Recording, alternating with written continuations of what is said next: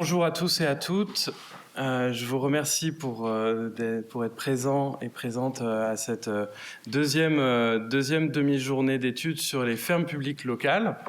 Je vais faire une introduction bien plus brève qu'hier. D'ailleurs, je ne vais pas réellement faire d'introduction parce qu'aujourd'hui, sur cette session, le temps sera un peu plus court. Et je vais céder la parole dès à présent à Luc Bodiguel, qui est directeur de recherche au CNRS, rattaché à l'Université de Nantes.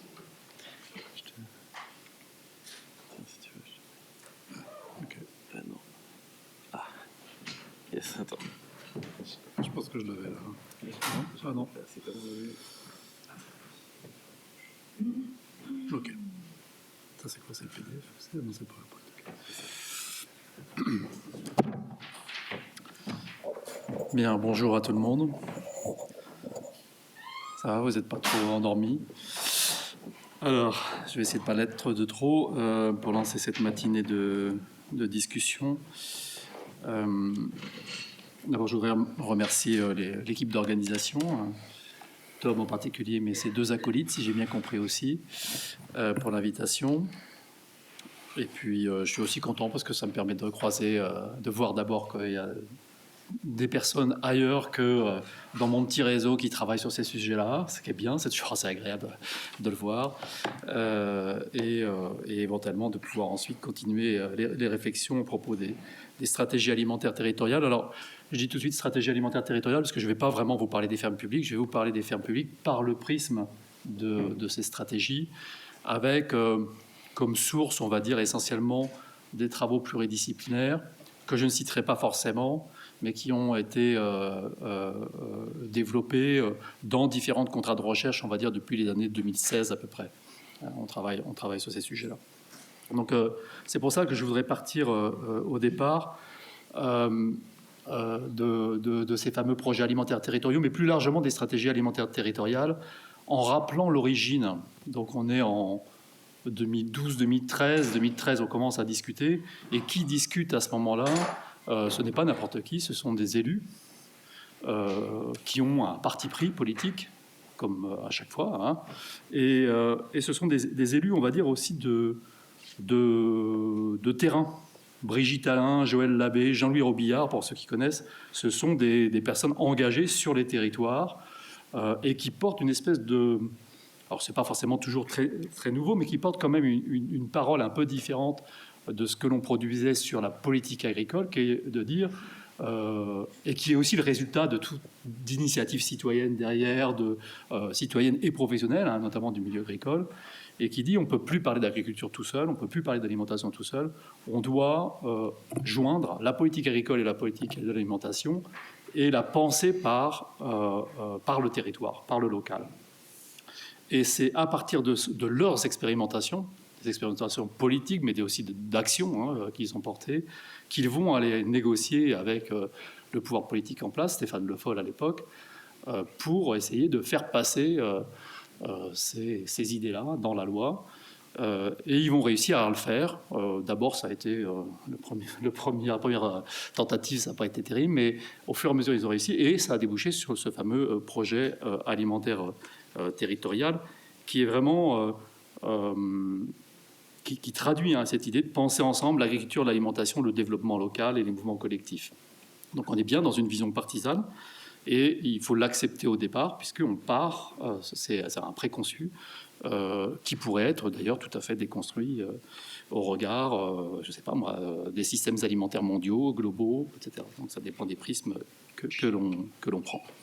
Et donc les fermes publiques locales, moi je les regarde comme ça, c'est-à-dire comme un élément dans ces politiques, stratégies alimentaires globales qui visent à créer cette alliance. Je ne me pose pas la question en tant que telle de savoir si ça fonctionne pas, c'est bon, c'est mauvais, c'est pas ma question, mais c'est comme ça qu'on peut avancer pour voir si il y a des éléments intéressants, voir quelles sont les questions que ça pose, etc.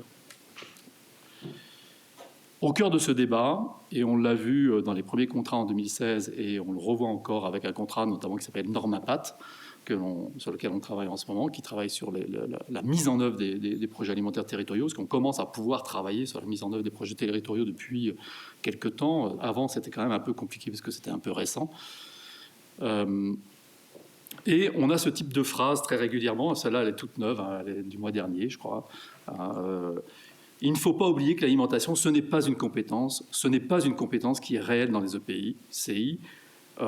C'est une compétence de personne et de tout le monde en même temps. Et je me rappelle très bien qu'au début du premier contrat qui s'appelait Frugal, c'était la première question que nous renvoyaient les chargés de mission PAT de l'époque, en nous disant on peut rien faire, on n'a pas de compétences. Et donc, derrière, en fait, ce qui est intéressant derrière la compétence, c'est que si elle est entendue par les juristes, c'est une vision un peu trop limitée, parce que ce n'est pas la question de la compétence juridique qui est généralement dont on les parle les acteurs, mais c'est la compétence pour pouvoir agir, c'est la légitimité en fait à agir. Et ça rejoint des discussions qu'on a eues hier sur les zones grises. Donc en fait, la question de la compétence juridique, elle est peut-être secondaire par rapport d'abord à la possibilité d'agir, parce que politiquement c'est possible, il y a un portage, il y a la possibilité d'organiser ces services, de créer de la collaboration interservices, et ensuite de créer des collaborations intercollectivités territoriales qui sont absolument nécessaires, sinon ça ne fonctionne pas du tout. Ça ne peut pas fonctionner d'ailleurs. Alors, je vais derrière cette compétence, il y a aussi évidemment les juristes, ils s'interrogent. Alors, est-ce que c'est réel? Est-ce que c'est pas réel? Est-ce qu'il y a des impossibilités d'agir? Et en fait, on a pu montrer, on n'est pas les seuls, hein, que agir sur l'agriculture et sur l'alimentation en même temps, c'est possible parce que en fait, les collectivités territoriales disposent d'un nombre innombrable de dispositions qui leur permettent d'agir dans les deux domaines. Je reviendrai un petit peu après là-dessus sur des visions plus analytiques. Et notamment, vous pourrez trouver dans la boîte juridique du réseau FrancePat le résultat vulgarisé d'un travail de recension, et seulement de recension, pas d'analyse, des différents champs d'action des PAT classés en 12 séries d'actions. Alors, c'est une classification qui est basée sur les codes et sur ce que l'on trouve dans les codes, et ce n'est pas une classification de Sciences Po, par exemple. Ce n'est pas non plus la classification que vous trouverez traditionnellement dans les mouvements de type terres en ville, avec des pétales à 6 branches, etc. Donc c'est vraiment, on l'a pensé pour essayer d'exprimer ce qu'on trouvait dans les textes à partir de cette source-là. Mais en tout cas, ce qui est sûr, c'est qu'il y a beaucoup de champs possibles et que l'idée préconçue qui dit qu'il n'y a pas de compétences juridiques pour agir est fausse. La question est plus donc de savoir quelle est la légitimité et évidemment les limitations de ces compétences juridiques, ça c'est certain. Alors, si on regarde du côté des fermes publiques, je ne détaillerai pas du tout ces questions de compétences, que je pense que mes collègues vont vraiment y aller, mais je vais quand même dire 2-3 petits mots. Moi, j'en vois deux. Il y a deux actions derrière les fermes publiques. Évidemment, il y a toute la partie éducative, sensibilisation bien connue des premières fermes pédagogiques. Mais quand même, peut-être ici, la particularité, c'est la maîtrise du foncier et la production de biens. Sur la maîtrise du foncier, il n'y a pas de difficulté. Là, c'est un schéma récapitulatif d'une des fiches qu'on a fait pour FrancePat. On a des dispositions. Alors, elles ne sont pas toutes parfaites, elles sont limitées, elles ont chacune leurs caractéristiques, mais grosso modo, on a des dispositions pour que les collectivités territoriales puissent acquérir du foncier, gérer du foncier et exploiter du foncier agricole. Il n'y a pas en tant que tel véritablement des difficultés et des possibilités de planifier, évidemment, hein, toute la partie planification qui est notamment par le biais des documents d'urbanisme. La question qui se pose derrière, c'est juste des petites questions techniques je dirais, de ruralistes. Par exemple, est-ce qu'une collectivité territoriale peut avoir des aides de la PAC, des petites choses comme ça, mais qui peuvent être assez intéressantes aussi quand même. Des questions sur le bail rural. Est-ce que je suis dans une situation où je peux mettre en place un bail rural, ou est-ce que ce sera une autre convention? Et est-ce que je peux mettre un cahier des charges environnementales? Alors, si c'est bail rural, oui, dans le cadre des clauses, mais autrement, comment je peux faire? Bon, on a parlé de ça hier, de ces questions-là. L'autre élément sur la production de biens agricoles, ça dépend un peu de quoi on parle. Si je produis pour fournir ma Restauco, eh bien, j'ai pas trop de difficultés. D'abord parce que là aussi, je suis dans une zone grise. C'est un peu, la ferme publique devient une espèce d'outil technique caché de la Restauco. Après tout, le service technique peut monter une étagère il n'a pas besoin d'acheter l'étagère et le bois, etc. Donc, pourquoi pas produire des biens. Je n'ai pas trop de difficultés là-dessus. Enfin, les publicistes pourront nous en dire sans doute beaucoup plus. Et puis, ce qui est assez intéressant, c'est que cette zone grise permet d'évacuer toute la question des marchés publics. Hein. Je fais ça à l'intérieur. C'est bien un marché public, un approvisionnement pour le public, mais ce n'est pas un marché public. Donc, on évite ce type de règles, même si, évidemment, peut-être, il y a certaines situations qui pourraient conduire à s'interroger de façon un peu plus approfondie sur cette question. Évidemment, il reste aussi l'autre question. Est-ce qu'on pourrait faire plus? Ça fait penser, on a été contacté par une île bretonne il n'y a pas très très longtemps, où le gars, il disait, c'est un chargé de mission d'une collectivité de cette île, il disait, le maire m'a demandé de monter une ferme publique, mais nous, on n'a plus de resto-co, parce qu'on a tout donné à l'EPCI. Et puis, on n'est même pas membre du groupement d'achat, parce que ce n'est pas nous qui gérons. Alors, comment je peux faire? Et puis après, j'ai été voir les agriculteurs. Et les agriculteurs ont dit, si tu fais une ferme publique pour ta resto-co, on ne te dira rien, parce que c'est toujours des deals locaux. Mais si tu veux aller vendre en direct, là, ça va, et surtout aux touristes, ça ne va pas marcher. Voilà, des petits exemples comme ça. Alors, évidemment, du côté du droit, on retrouve les discussions d'hier sur la capacité des collectivités territoriales à aller sur le territoire des activités privées. Je ne suis pas sûr qu'on ait cité, mais juste pour connaissance, la décision du tribunal administratif de Poitiers sur la SIC. Je ne sais pas si tu en reparleras, Raphaël, je ne sais pas, ou non. Tribunal administratif de Poitiers qui a reconnu une nouvelle idée qui dirait que dans un certain nombre de cas, si on considère que ça a un caractère d'utilité sociale, dit le juge, alors les collectivités territoriales peuvent conduire certaines actions. Et là, c'était la commune de Poitiers qui allait intégrer une SIC qui avait pour objectif la structuration de filières locales. Donc ça peut être une autre piste. Mais bon, c'est une petite décision, mais voilà. Donc il y a des fortes limitations à cette action privée, etc. Donc, dans la dernier élément de discussion, ces fermes publiques, on peut les concevoir, je dirais, un peu intégrées dans une politique à minima ou intégrées dans une politique que je qualifierais plus d'à maxima. C'est-à-dire, la loi Egalim, voilà, elles sont faites pour ça, elles sont faites pour répondre, elles trouvent leur justification et leur légitimité dans le fait qu'existe Egalim.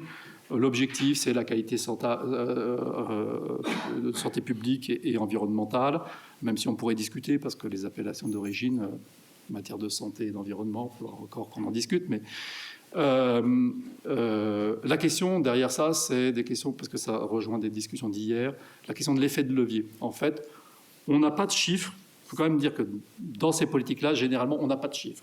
On ne sait pas exactement, on ne sait pas évaluer l'impact de l'ensemble de ces politiques qu'on développe depuis les années 2014. Donc c'est un peu difficile à vendre, et en fait c'est aussi difficile de dire qu'il y a vraiment un effet de levier. Est-ce que ça a un effet de levier que de développer de la resto-co sur la base approvisionnée à partir de produits locaux? Des effets de levier sur l'agriculture en général, le système agricole, très peu, sans doute. Et c'est sans doute pour ça que je parle avec des points d'interrogation, vous comprenez bien. Et c'est sans doute pour ça qu'il n'y a pas de problème de concurrence, d'ailleurs. Parce que s'il y avait un effet de levier réel, alors les gros opérateurs viendraient et diraient « Attendez, arrêtez de jouer avec le droit de la concurrence. » Et là, ils auraient un certain nombre d'arguments, parce que pratiquement tous les projets sont très borderline et peuvent être contestés. L'autre logique dans laquelle on peut intégrer les fermes, et c'est plutôt celle que portent les groupements de recherche dans lesquels je suis, c'est la logique des PAT et plus exactement des politiques, des stratégies alimentaires territoriales. C'est-à-dire que dans ce cas-là, la ferme publique devient un maillon d'une politique publique et sa légitimité vient de là. C'est parce que je développe et que je porte une politique publique, moi, représentant de la commune, représentant de l'EPCI ou de plusieurs EPCI, que les fermes publiques sont justifiées. Et du coup, il n'y a pas trop de difficultés pour, même je pense du point de vue du droit public, pour dire que ça puisse exister et qu'il y ait une certaine base de légalité derrière. Alors, juste pour vous annoncer, nous, on travaille ça dernièrement avec un contrat qui va être relancé. Alors, ça s'est appelé Atlas 1, puis Atlas 2. C'est porté par des chercheurs et des consultants. différents, notamment mon colistier pour cette intervention, Thomas Brégé. Et on travaille sur la résilience des SAT avec l'idée de travailler sur l'anticipation et la prévention des risques de rupture des chaînes alimentaires longues. Parce que si on a eu un apport suite au problème du Covid, il nous reste combien de temps C'est à peu près 5 minutes. Ah d'accord, ça va. Donc, au moment du Covid, on s'est rendu compte que le système était fragile, pas parce qu'il a été fragile, parce qu'il a très très bien fonctionné, le système alimentaire au moment du Covid, hein, à part quelques petites histoires d'emballage, ça a très très bien fonctionné parce que les routes ont fonctionné, tout simplement, et que les routiers étaient sur la route et que les bateaux tournaient à l'extérieur du détroit d'Ormuz. Et donc il n'y avait pas de problème, mais on s'est quand même bien rendu compte que s'il y avait le moindre couac logistique, les filières tombaient. Et donc on s'est mis à travailler sur ces questions de résilience alimentaire à partir de là en disant il y a un risque de rupture des chaînes longues. Comment fait-on? Donc ça veut dire qu'au lieu de dire les stratégies alimentaires territoriales c'est bien parce que c'est bien, parce que je trouve que c'est bien de réconcilier l'agriculture et le consommateur, ce qui est tout un discours très intéressant, etc., mais qui a ses limites, notamment politiques, en termes d'ambition et d'essaimage, on va dire. Inscrire ces politiques-là dans une démarche de prévention et d'anticipation des risques, ça donne une autre dimension à ces politiques, et il faut y réfléchir. C'est le rôle de la recherche, c'est d'y réfléchir. Pas forcément de dire que c'est bien ou pas bien, mais d'y réfléchir. Et donc on s'est engagé là-dedans en Atlas 2, dans Atlas 2, et notamment on a produit un projet de loi, une proposition de loi, ça dépend qu'on a apporté d'ailleurs devant à l'Assemblée nationale, au CNA, mais qui malheureusement est arrivé en plein au moment des manifestations en 2024 des agriculteurs. Donc autant vous dire que la réception a été relative et que ça n'a pas été plus loin pour l'instant. Mais l'idée, c'était pas de dire c'est un projet de loi qui est idéal, etc. C'était de dire si on veut prolonger aujourd'hui la logique des PAT et qu'on veut en faire quelque chose de plus dur du point de vue juridique, qu'est-ce qui se passe? Et donc, pour pouvoir travailler un peu en prospective, il faut poser des actes. Et pour le juriste, c'est poser des dispositions.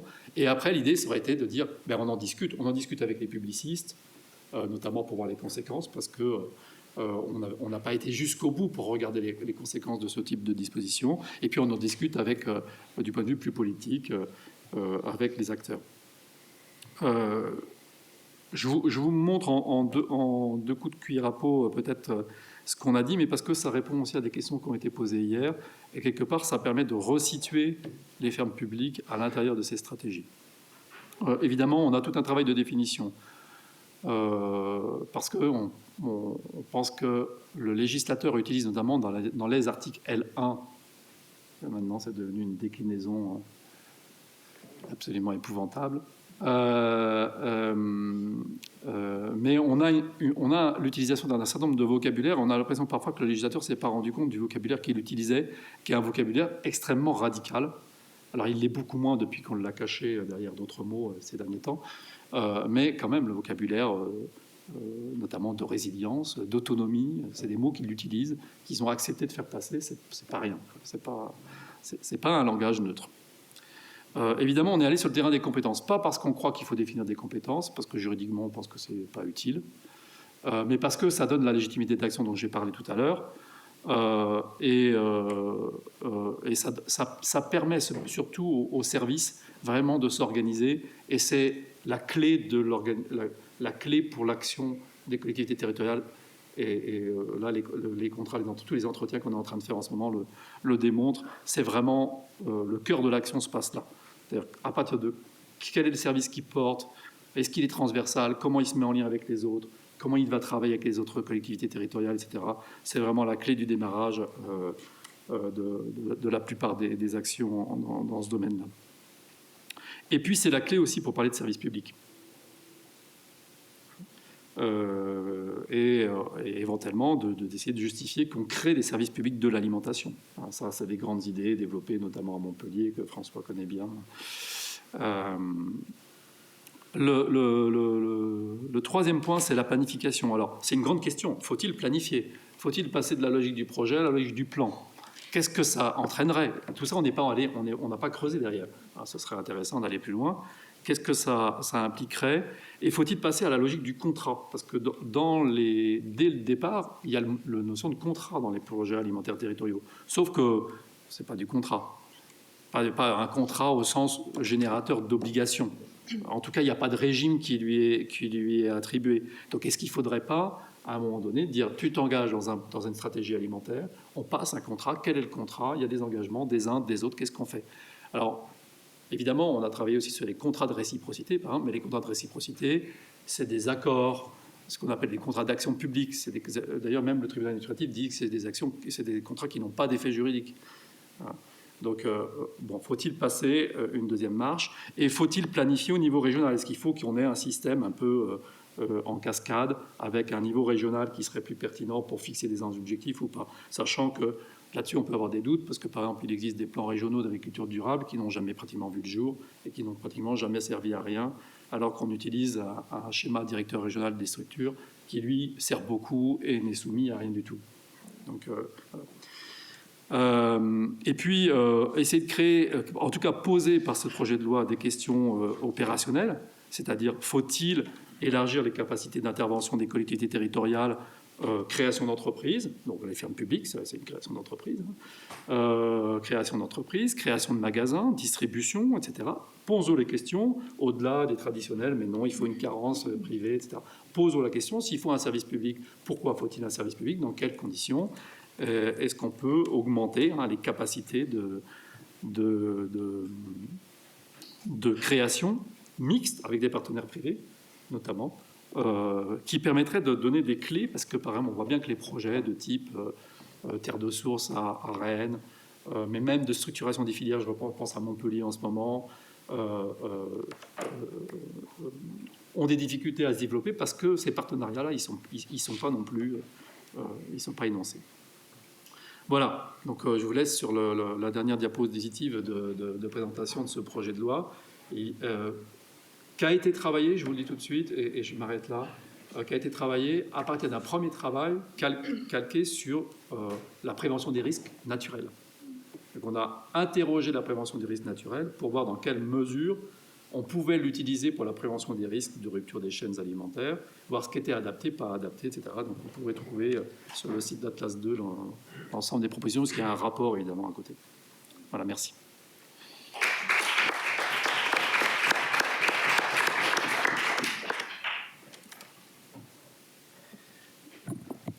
Merci beaucoup pour cette intervention, d'autant plus que je t'ai un peu livré sans introduction et j'aurais au moins pu faire le minimum qui était de dire que cette session allait être consacrée à la place des collectivités territoriales en tant qu'agricultrices au regard du droit et donc ce qu'on a appelé les fondements juridiques. Et je pense que tu as bien expliqué le rapport avec un terme qu'on a un peu évoqué hier qui est le projet alimentaire territorial et sur lequel on a peut-être trop peu...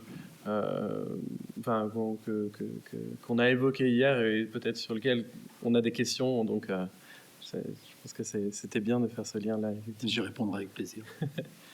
Est-ce qu'il y a des questions dans la salle en réaction à cette... je vois des mains, le micro arrive.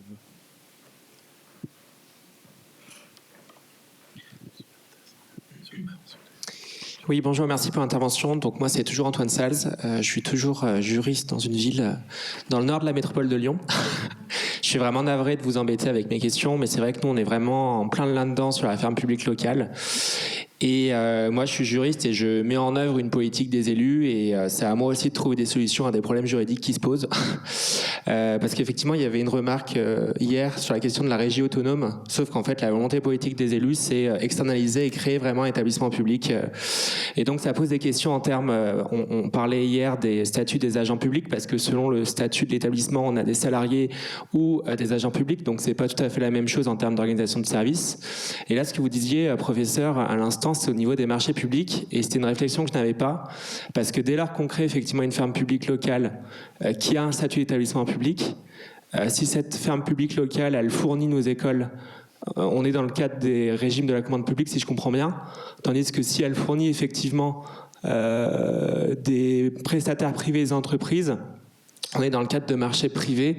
Je voudrais bien qu'on essaye que vous puissiez me préciser un peu les choses, notamment si on est dans le cadre de contrats in-house ou ce genre de choses, lorsque ça concerne des fournitures de repas, de produits agricoles à destination de nos écoles.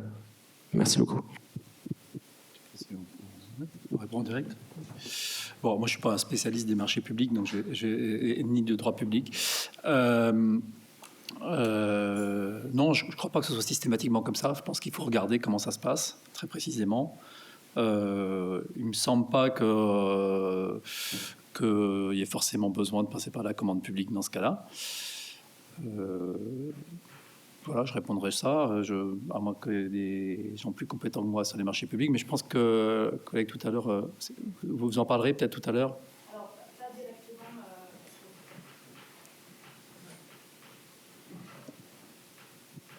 Merci. Alors, je n'aborderai pas directement la question des marchés, mais moi, c'était pour en réaction avec la problématique de l'éventuel in-house, la quasi-régie. En fait, je pense que ça peut pas fonctionner. Enfin, on peut pas appeler quasi-régie ou contrat in-house si. Il faut que l'entité soit le prolongement de la collectivité. Et en l'occurrence, si on a un EPCI, je suis pas sûre que ça puisse. Un EPIC commence à inverser les lettres dès le matin, ça part mal. Mais voilà. Donc je pense pas que ça puisse fonctionner. Entre les deux entités publiques, du coup, entre l'EPIC justement qui fait la chose. Ça dépend si c'est gratuit pour les autres. Si vous fournissez gratuitement, ça ne va pas marcher.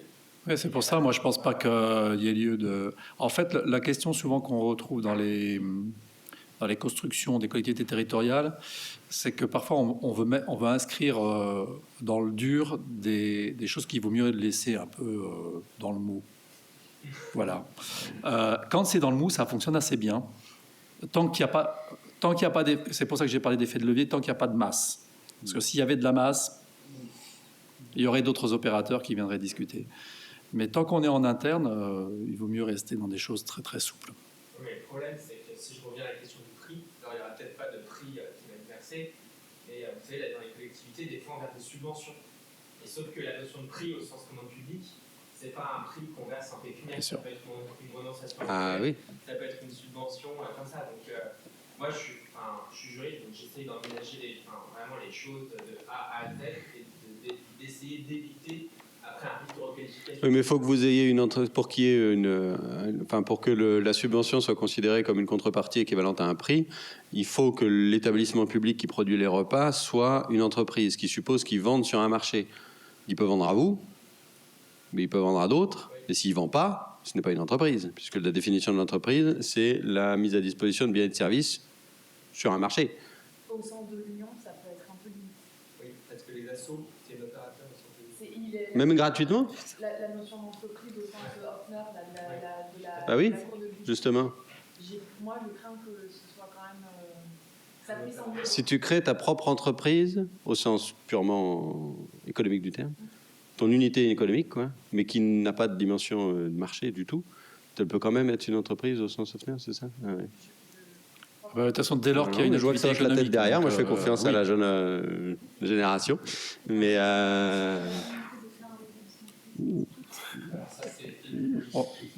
on vous entend pas. Ouais.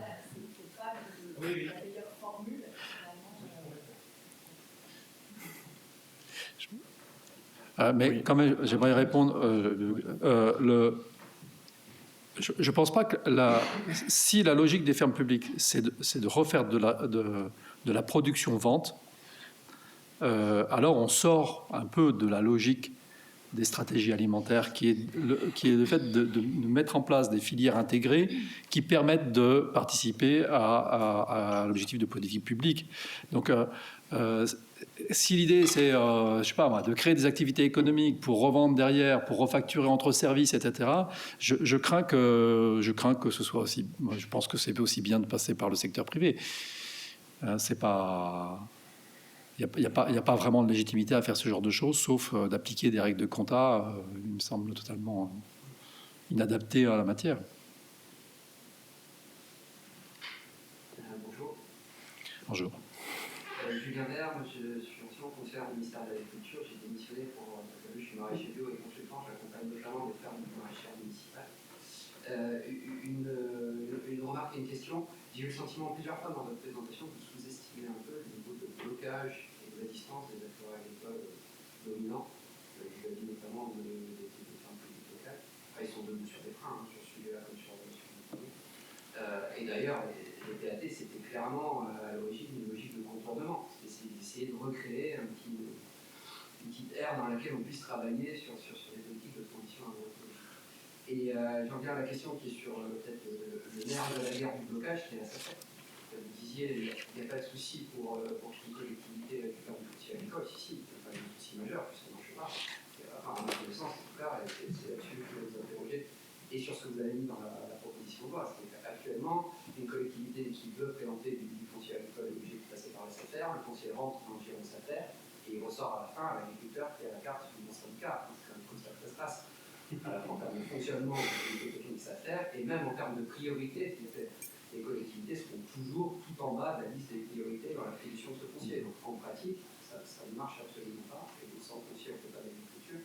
Et donc pour le coup, je suis très intéressé de savoir ce que vous prévoyez dans le projet de loi sur le droit de préemption et sur la possibilité d'avoir un droit de préemption direct des collectivités sur les fonciers agricoles qui priment sur les possibilités d'intervention de la SAFER. Alors, je réponds tout de suite à la dernière. Il y a une disposition qui permet aux collectivités territoriales qui voudraient s'engager dans des actions qu'on a précisées d'avoir la priorité sur la préemption de la SAFER. Donc, on a envisagé cet aspect-là.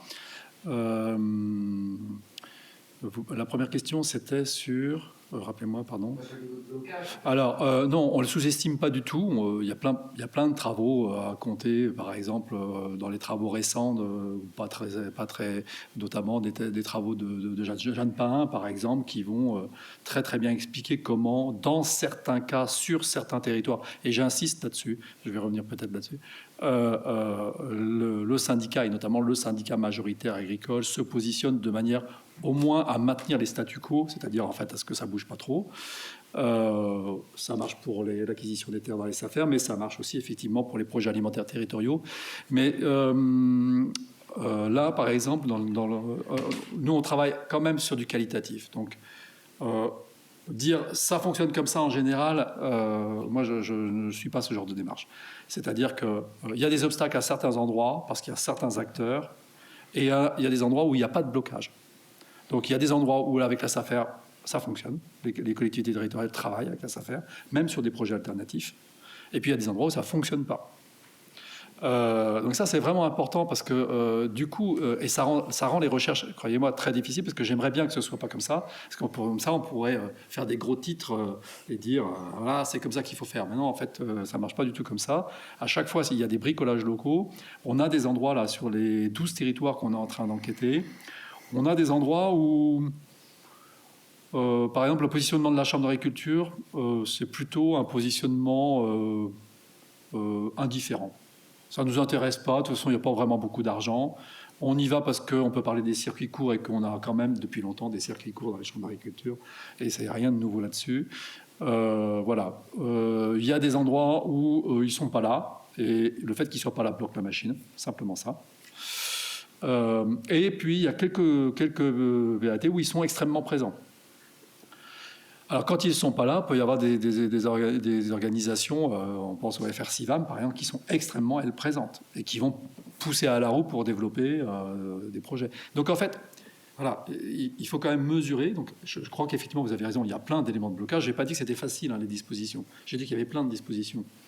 C'est pas pareil. Après, la mise en œuvre, c'est une autre paire de manches. Il y a la mise en œuvre par les élus et les techniciens, puis il y a la mise en œuvre par les juristes. C'est exactement le type de questions là qui font que parfois, d'ailleurs, le juriste est un peu en position délicate parce que il est en capacité de bloquer la machine. S'il est trop rigide, je repense, on parlait avec François hier de terre de source. Si on veut analyser la plupart des marchés publics utilisés pour, on va dire, faire du service environnemental basé aussi sur l'agriculture et en lien avec l'agriculture, je peux vous dire, la plupart du temps, les marchés, ils sont plus que contestables. Ils sont même illicites.